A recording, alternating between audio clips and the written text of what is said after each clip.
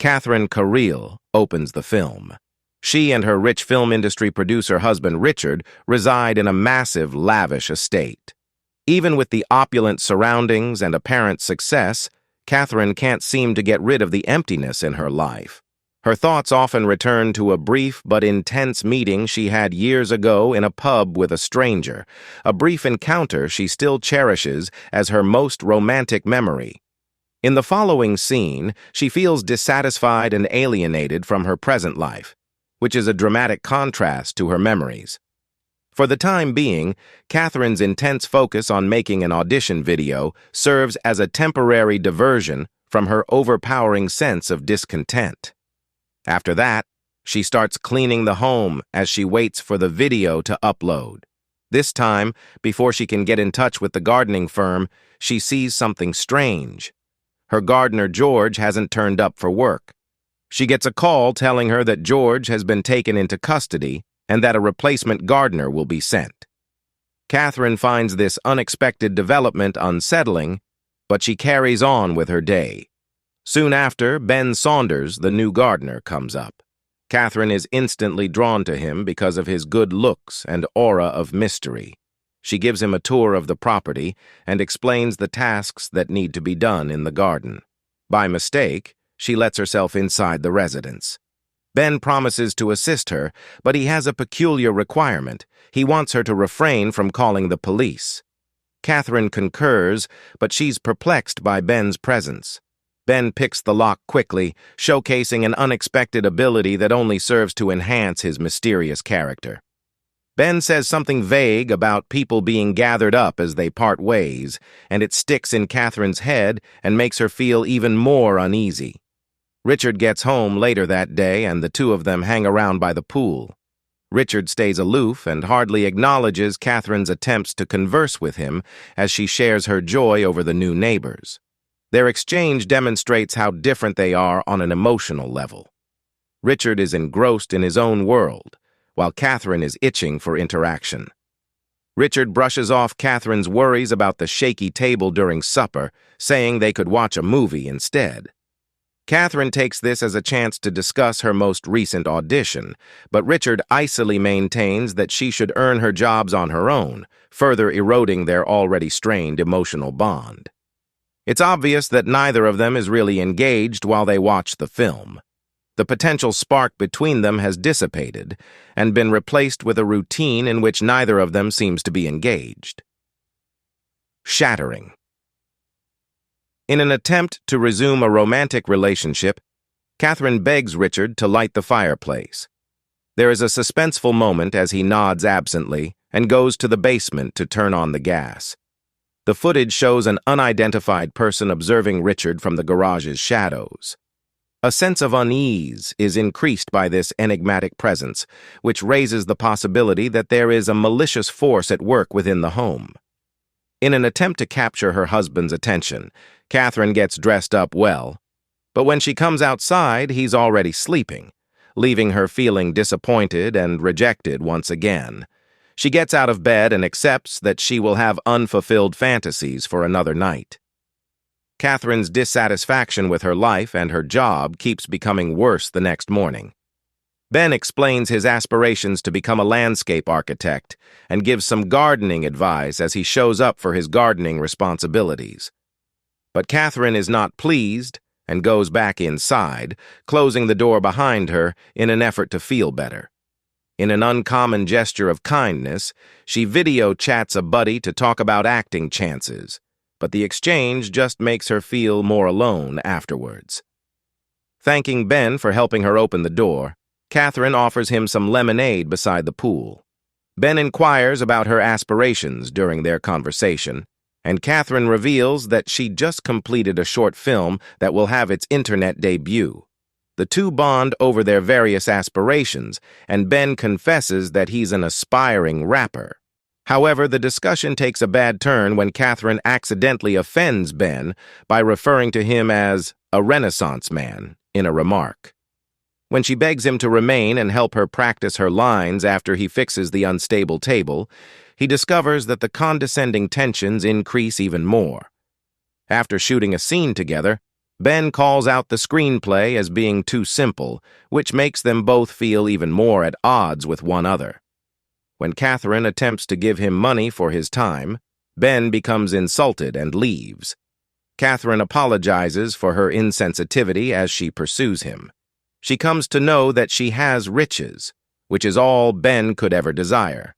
Chances for comfort, but she doesn't seem to value any of it.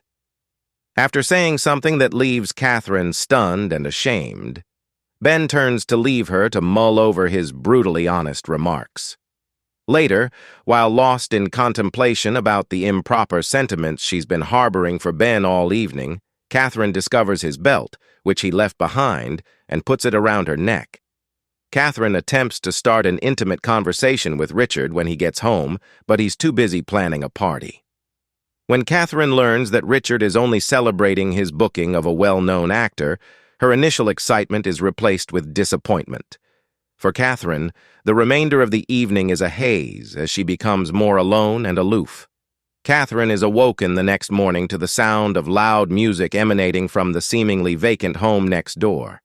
Ben arrives out of nowhere and says the side door was open as she steps outside to look further. Ben acknowledges that he came to ask her out to brunch rather than go out, but Catherine is a little dubious since he wasn't supposed to be at work that day. Catherine proposes that they spend this time cooking together inside. While they are conversing, Catherine extends an invitation to their new neighbor Andrew to join them.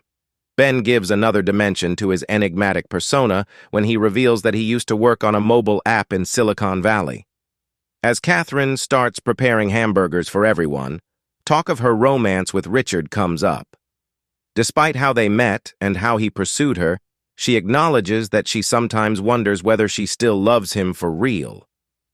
She is momentarily cheered up when Ben, who seems to be understanding, tells her he saw the short film she was in and liked it. Then, while she gets dressed, Catherine asks the two guys to finish frying the hamburgers.